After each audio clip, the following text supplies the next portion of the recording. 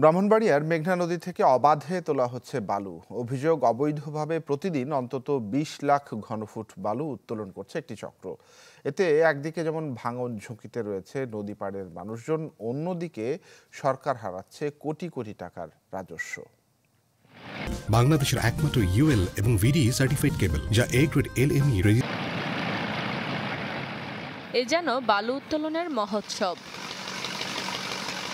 ব্রাহ্মণবাড়িয়ার বাঞ্ছারামপুর উপজেলার মেঘনা মারিচাকান্দি ঘাটের দৃশ্য এটি। অভিযোগ, পার্শ্ববর্তী নরসিংদী জেলার আলোকবালী ইউনিয়নের কাইয়ুম মিয়ার নেতৃত্বে বালু বিক্রি করছে একটি প্রভাবশালী চক্র। এতে সরকার হারাচ্ছে রাজস্ব আর ভাঙন হুমকিতে নদী তীরের মানুষ। তারা বলল, তোদের ভাবে কি আমরা বালু কাটি, আরে আমাদের তো বাড়ি ঘর চলে যেতেছে, তখন তারা গুলি করে।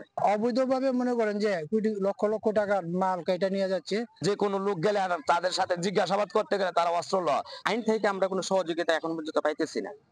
আমরা খুব আতঙ্কের মধ্যে আছি। বালু খেকো এই চক্রের দৌরাত্মে বিপাকে বৈধ বালু মহালের ইজারাদাররাও। তাদের দাবি, প্রতিবাদ করতে গেলেই হামলার শিকার হন তারা। বৈধ মহলে কয়েকবারই হামলা করেছে, কিন্তু এটার কোনো ডিসি মহোদয়ের মাধ্যমে বা যেভাবে প্রতিকার পাওয়া দরকার ওই রকম প্রতিকার আমরা পাই নাই। অভিযুক্তদের বিরুদ্ধে দ্রুত ব্যবস্থা নেওয়ার আশ্বাস দেন জেলা প্রশাসক। তাদের একটা বড় বাহিনী, তারা একটা মোটামুটি সন্ত্রাসী নরসিংদী যারা আছে তারা অনেকেই অস্ত্র টস্ত্র নিয়ে থাকে, আমি যতটুকু জানি। তো সেই ধরনের প্রস্তুতি নিয়ে যাওয়া লাগে আর কি। তো সেই ক্ষেত্রে হয়েছে কি যে ইনাইট টু সিভিল পাওয়ার সেনাবাহিনীর সাথে আমরা কথা চলছে, খুব তাড়াতাড়ি আমরা একটা বড় রকম অপারেশনে যাব এবং সেটা বড় রকম ফাইন হবে অথবা বড় রকম শাস্তির একটা আওতায় নিয়ে আসবো আমরা। এটা গত ১ মাসেরও বেশি সময় ধরে চলছে অবৈধ এ বালু উত্তোলন। প্রতিদিন অন্তত ২০ লাখ ঘনফুট বালু উত্তোলন করছে চক্রটি।